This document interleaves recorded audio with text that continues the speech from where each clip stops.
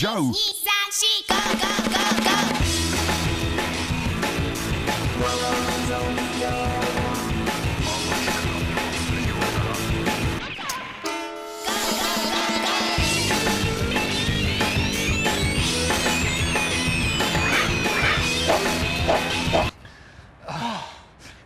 Patty cake, rah, rah, rah. Patty cake, rah, rah, rah. Let's make telly. Hello, I'm Adam. And I'm Joe. And this is Adam and Joe Go Tokyo. Stick with us for the next half hour and you'll see the gizmos, music and oddities that send Tokyo off the Richter scale of cool. Coming up on tonight's show, Japan's latest sporting obsession, competitive speed eating. We show you street style with a difference with a municipal fashion shoot. And we try to upstage Keanu at this week's big event, the Tokyo premiere of The Matrix.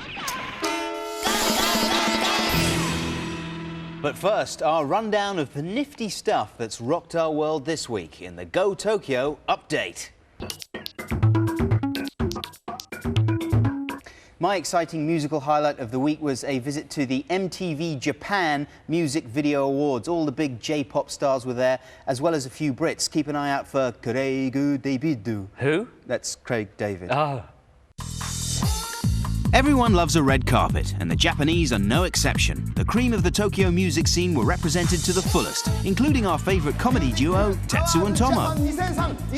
First up was Utada Hikaru, who makes Japan's most expensive music videos, and Sakura Drops proved it's all money well spent by winning Best Female Video.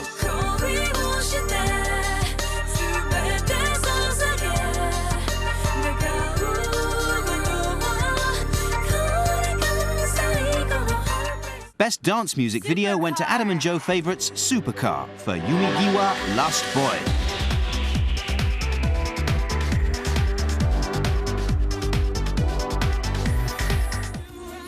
Keeping the British end up were Blue, proving a Beckham lookalike works wonders in Asia, and Kuregu Davido, to give him his Japanese name, who wowed the Japanese fans with his sexy street slang. What's your flavour? It was a vibe. It was a cool vibe doing the video. But the night belonged to rap combo Rip Slime. Rip Slime! Rip Slime! Rip Slime! Yes, 3 awards for their songs Rakuen Baby and Funkastic. Yuda Bonji.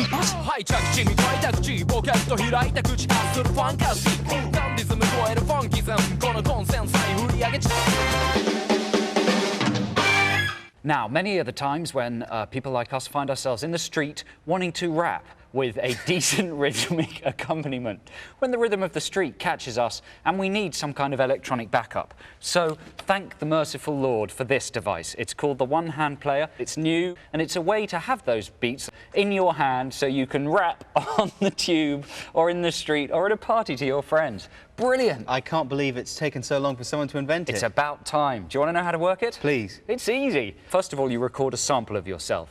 I'm going to record a very useful sample. Let's have a go. Hippity hip hop, Joe, don't stop. It's absorbed the sample. Now I can activate the sample simply by doing this. Hippity hip hop, Joe, don't stop. Yeah, you're getting it now. You're feeling it. Yeah, you're feeling it. Yes, you are. My name's Adam. His name's Joe. We're coming to you live from a place called Tokyo. We're sitting on the couch. We're feeling rather excited. That's where it stops. I haven't figured out the rest of it. And also, when people try and attack you for making that noise, you can use it as a handy kosh. Here in Japan, samurai movies and TV shows used to be as essential to the Japanese audiovisual diet as, say, Westerns were to the Americans. But in the last 20 years, they faded in popularity thanks to the arrival of guns and kicking. But now they're back at the top of the agenda thanks to this film, Azumi. It's the first of a new breed of lady-based slam-bang action films, as I like to call them. Or Samantha Rai, as I like to call them. Let's take a look at a clip from Azumi.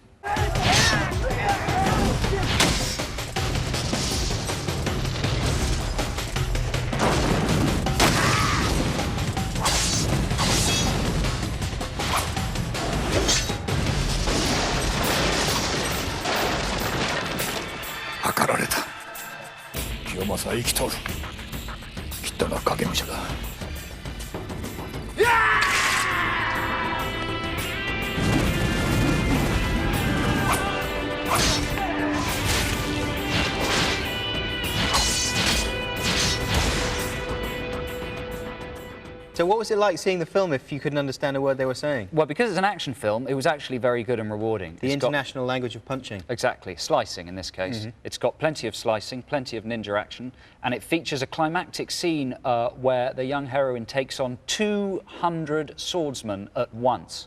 Or at least that's how they advertised it. But it's one of those fight scenes when 199 swordsmen hang back and just one of them tries their luck at a time. That's right, they sort of form an orderly queue. That's your right. turn, go on. You like can at get any smashed in the point, face. one inventive one could just run forward and go, making precisely that noise and kill her. But they don't, because they're too honourable, I suppose.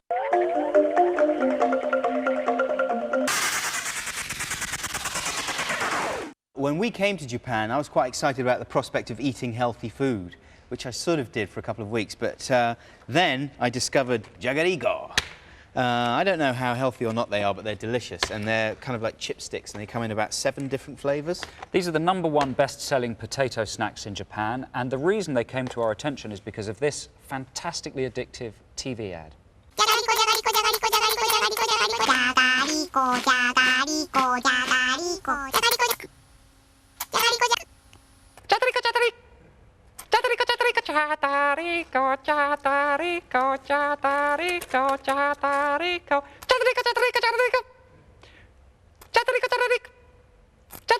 So much fun to eat. Can't do it more. No, because basically it's just another crisp. But the brilliant people here at whatever Japanese Advertising Corporation made that advert have turned it into a whole world of insanity.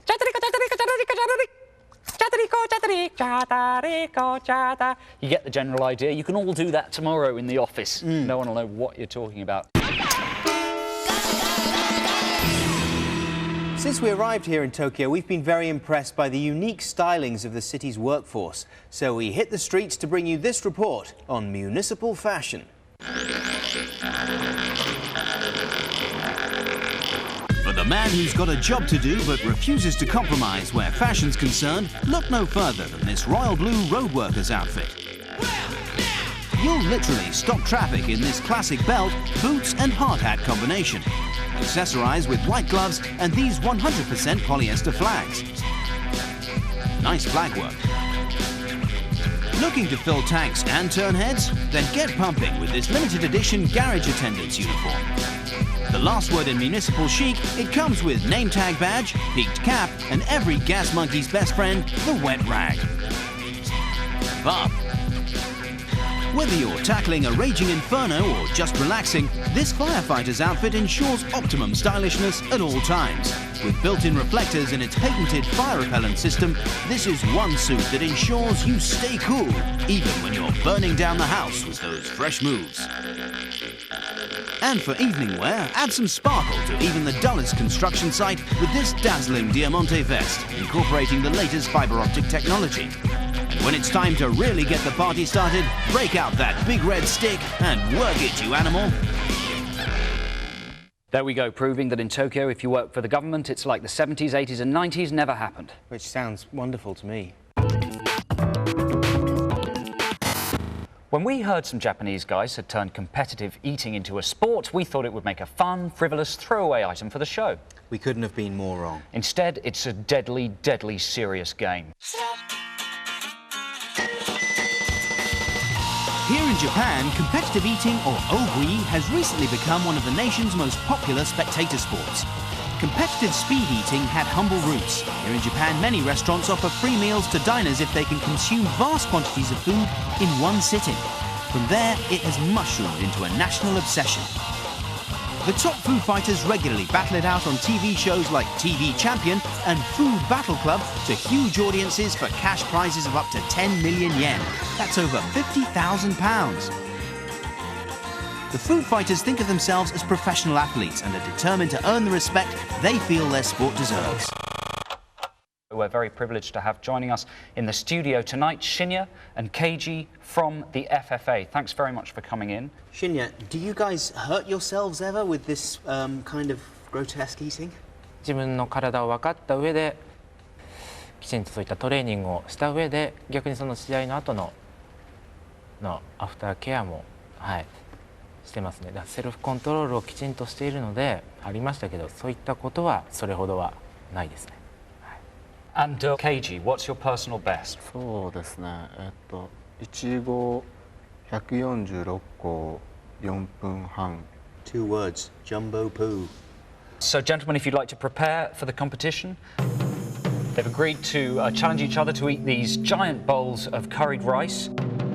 There's 2.5 kilograms in each bowl, I think. It's kind of putrid and cold, really pretty revolting looking. We should warn viewers at home that this is a serious sport. You should not try eating this volume of food at this speed yourself. 5, 4, 3, 2, 1, eat! So they begin. Oh, this really is very fast and quite revolting. That's extraordinary. Look at the technique on that young man. The face close to the bowl, everything my parents taught me not to do when eating, these guys are doing. It seems that my mum and dad got it really wrong when it comes to speed. I have to say that Keiji looks as if he might be somewhat in the lead there. How's your man doing? I think the weight of Shinya's beard may be slowing down his jaw action. Come on, Shinya. Come on, son. Pop it in there. Shovel it in there. Little glance from Keiji at Shinya there, but really he needn't worry. The competition has to be his, surely, and Shinya is sweating like a man who knows he's eaten his last curry. Oh, and he's raised his spoon. And ladies and gentlemen, the winner is Keiji. Well, that was extraordinary. Really awe-inspiring. Shinya, how are you feeling physically and emotionally? 体は、問題ないんですが、最近思うようにトレーニングできていなかったということもあって、見ての通りの不甲斐ない結果、ちょっと情けないというあれでAnd Keiji, you won that. You seem to win it by quite a distance. Are you happy with your performance? そう、自分の持ってるベストのタイムは出せなかったんですけど Okay, well, I mean, as far as Adam and I are concerned, that was a genuinely incredible display, and we're really, really grateful that you came and did that for us tonight. Thank you very, very much. Yes, thank you. Feel free to burp.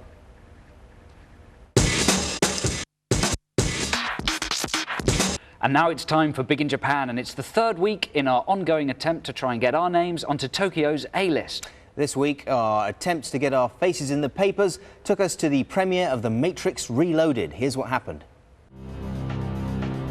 The Matrix Reloaded premiere has been hugely hyped here in Tokyo, and somehow we've got tickets. Keanu's turning up, and the Japanese media will be out in full force. This is our big chance to make an impact. And what better way than by wearing something eye-catching? I just really hope this causes a bit of a stir, that we get some media attention tonight, and I hope they understand that, you know, I'm not just in this for showing off my arse. I can smell Joe and his publicity-seeking ass dress from down here, and it revolts me. I'm going to be dignified for this premiere, and the newspapers are going to take my picture and print it in their papers. Our costumes are ready and it's time to leave. Surely the press can't ignore us dressed like this. Lying bastards. At the cinema, hundreds of TV cameras, photographers and fans await, desperate for a glimpse of someone famous. I can't even see what's happening. In fact, they're so desperate that when they see us, there's actual screaming. So this is what it's like to be Davina McCall. Hello, my suit this evening is designed by me. It's based on Halle Berry's costume at the Oscars, and it's extremely revealing. I'll just give you a bit of a twirl. I applied the glitter myself with this finger. Amazingly, flashbulbs are popping around us, but it's hard to tell if they're taking pictures of us or of our old flames, the Kano sisters, who are right behind. How do the Kanos feel about us now? Are you still in love with them? Who cares about the Kanos when you're this close to the Keanu? Keanu, are you excited about meeting Adam and Joe? What? As the cast say hello to Tokyo, it's our chance to humbly watch and learn from real famous people.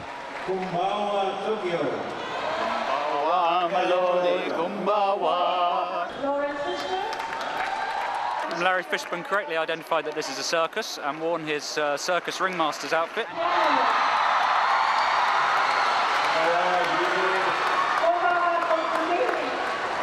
Absolutely amazing.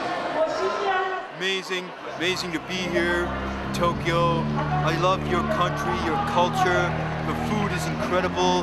The houses, you know, they just use paper instead of doors. The way you take your shoes off, it's all just blowing my mind, and I forgot to shave. We've made idiots of ourselves in front of the entire Japanese media. Surely this would be enough to get us some media attention. Wow, the excitement. Joel Silver checked out Joe's arse. Keanu gunned at our camera.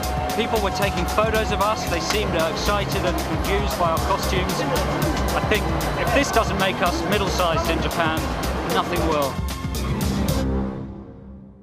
So after all that effort, did we make it into any of the Japanese papers or magazines the following week? Did we, Adam? You've got them there. Are we in them?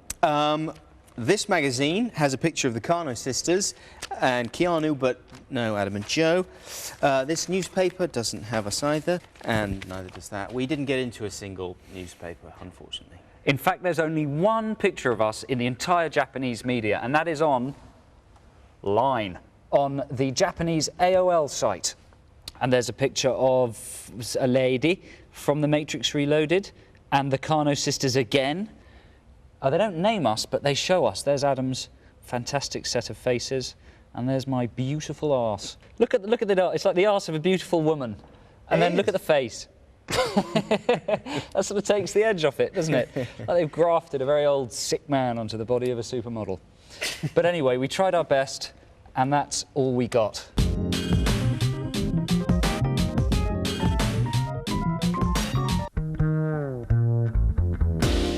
Adam and Joe Go Tokyo is committed to bringing you our top 5 picks from different areas of everyday life. This week we're road testing 5 health and beauty products that we found readily available on the Tokyo High Street.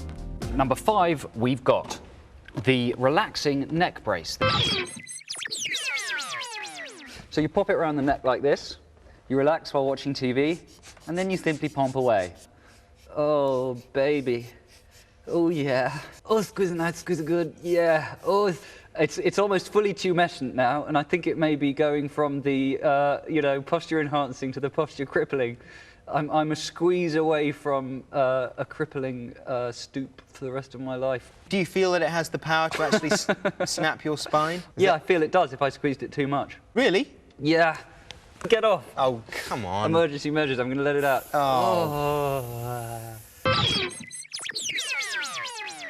It's an oxygen air charger. It's made by the Matsushita company.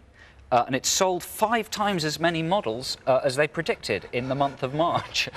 Basically, it takes in filthy normal air, and it boosts its oxygen content by, get this, 9%. 9% extra oxygen. And you look like some sort of stupid telephonist. Hello, Matsushita Oxygen Supply Company. How does it feel, Adam? It feels as if someone's blowing an evil spirit into my mouth. An evil spirit? Yeah. That's not possible, is it? No. So, what's at number 3, I hear everybody cry? Well, it is the electronic eye massager. Captain, I'm picking up a nano-singularity tachyon matrix. We'll turn it on. Are you ready? Yes, please. And the whole unit there is massaging. And while Adam's enjoying the benefits of the electric eye massager, here's a cheap way to achieve the same effect at home. Simply get 2 electric toothbrushes, or electric toothbrush, as the plural is correctly described, and mount them on a pair of cheap glasses, switch them on, tilt your hair back, pop them on your face. Oh, that's nice. How's yours feeling, Ad? Dangerous, but fun. My eyes are going to be so clean and minty fresh after this. Have you been worried recently that your face is sagging? Yeah. OK, well, this is the perfect product for you then. It's a toning face mask, and it's to be worn in the bath.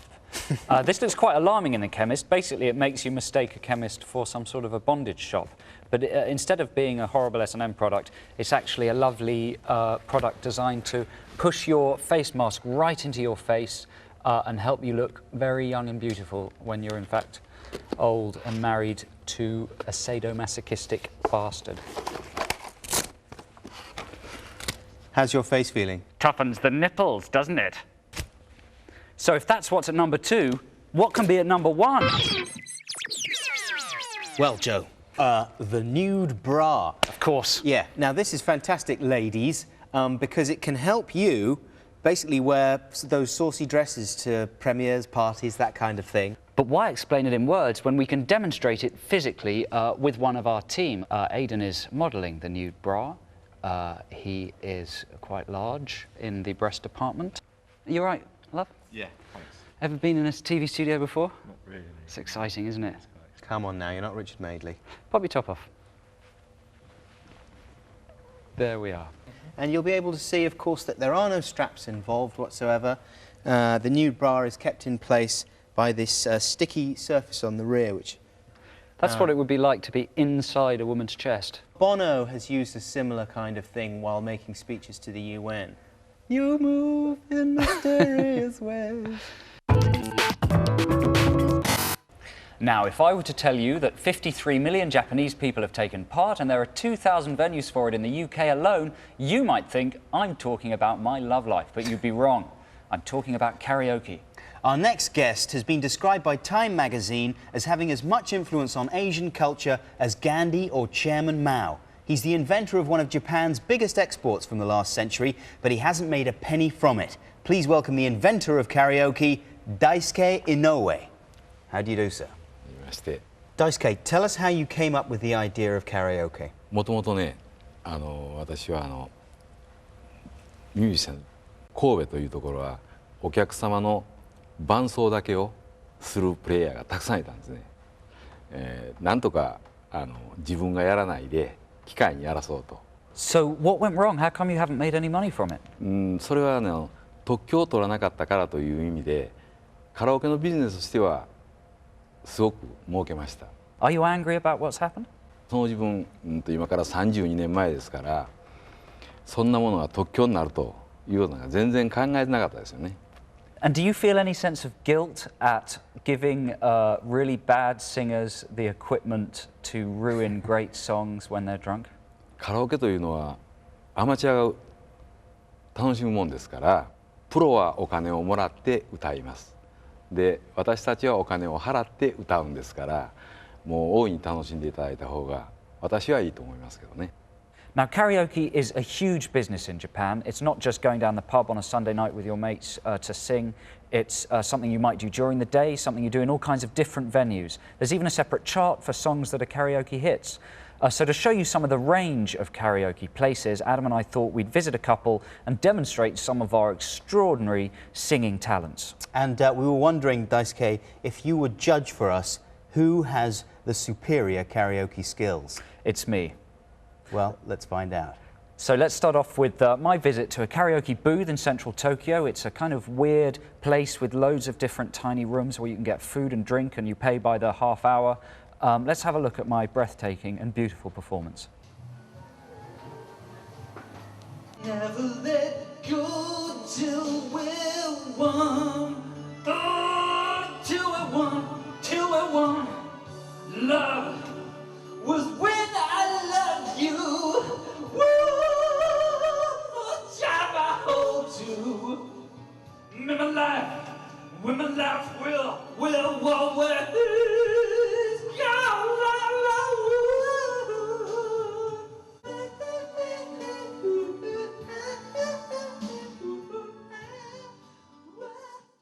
I'm afraid that's all we have time to play you with that. The rest of it didn't pass the technical specifications for this program. いや、素晴らしいですよ。うまいと思いますけどね。ね、音程がいいんじゃないですか。I think Daisuke's being a little too polite. Don't be well, stupid. Let's see what you make of my performance. I went to a traditional karaoke bar. Just a few people sat round in a little room lit by a pink light. And I'm afraid to say, because I was nervous, I had a few lagers just to make my rendition of Radiohead's Paranoid Android that bit easier.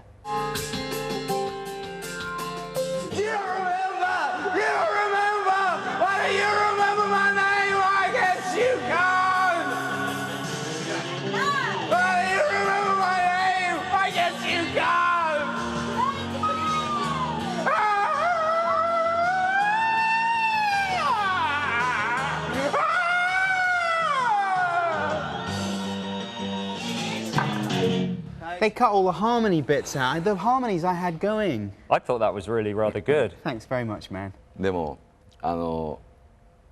少し日本とね違うのは日本人はああいう遊びカラオケの遊びでもね真面目すぎるんですよね、だから本当は穴して自分のね好きなようにやる方がいいんですけど今のあれは歌じゃないですね。Not a song. That's a modern indie rock opera. So that's a fantastic result for me there. Thank you very much for joining us. You seem like such a lovely guy, and it's such a shame in life that the nice people seem to avoid getting very, very rich. どうもありがとうございます。 Thank you. どうもありがとうございました。 Here on Adam and Joe Go Tokyo, we like to bring you all kinds of Japanese musical styles. This week, it's the turn of Japanese reggae, or jeggae. The band is Dogggy Style. They've been mashing up the underground dub scene here in Japan for the last 2 years, and they're going to bring down Babylon live in the studio tonight. Roadblock, Ram Jam, Blood Clot, Gribbit. Wow. So thanks a lot for watching. See you next week. And here's Dogggy Style with Village Vanguard. Odori Akatsuka!